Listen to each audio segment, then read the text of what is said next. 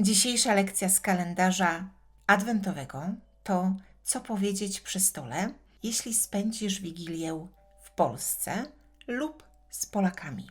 Także jeżeli dopiero zaczynasz uczyć się polskiego i nie znasz jeszcze zwrotów, co dokładnie powiedzieć przy stole, to koniecznie obejrzyj tę lekcję do końca. Polacy, kiedy rozpoczynają posiłek, zawsze mówią smacznego. Co odpowiedzieć, kiedy ktoś mówi smacznego? Najprościej możesz odpowiedzieć tym samym. Smacznego. Lub możesz powiedzieć dziękuję. Smacznego. Możesz też powiedzieć nawzajem. Teraz najważniejsza część. Wyobraź sobie, że siedzisz przy pięknym bożonarodzeniowym lub wigilijnym stole, na którym znajduje się mnóstwo tradycyjnych polskich dań. Jak powiedzieć, że chcesz dokładnie to, co jest na stole? Możesz wskazać palcem i powiedzieć, czy mogę prosić? To, jeżeli nie wiesz, jak to się nazywa. Ale jeżeli znasz nazwy wigilijnych lub tradycyjnych polskich dań, możesz powiedzieć: poproszę śledzie. Czy mogę prosić barszcz z uszkami? Poproszę pierogi z kapustą i grzybami. Czy mogę prosić karpia? Poproszę kutię. Czy mogę prosić makowiec? Poproszę kompot z suszu.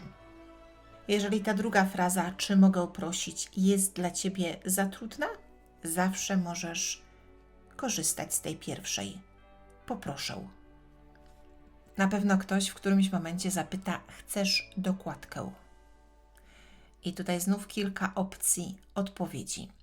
Możesz powiedzieć tak, proszę, nie, dziękuję, jestem pełny, jeżeli jesteś mężczyzną, lub jestem pełna, jeśli jesteś kobietą.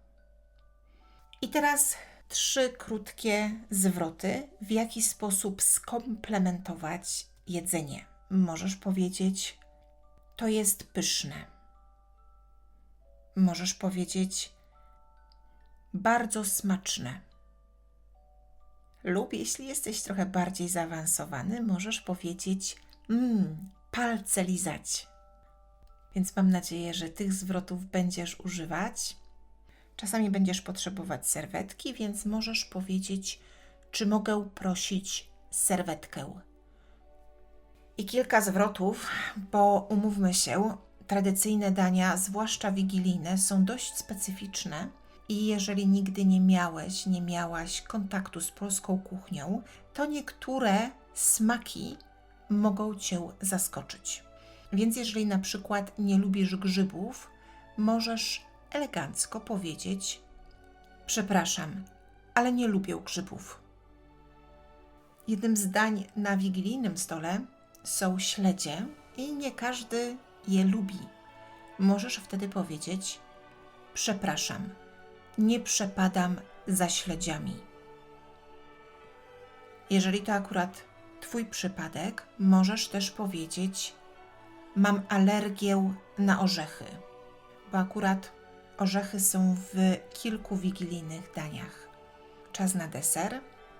Czy mogę prosić kawałek makowca? Oczywiście, jeśli skończysz jeść, to możesz też powiedzieć dziękuję. To było pyszne. Do zobaczenia jutro.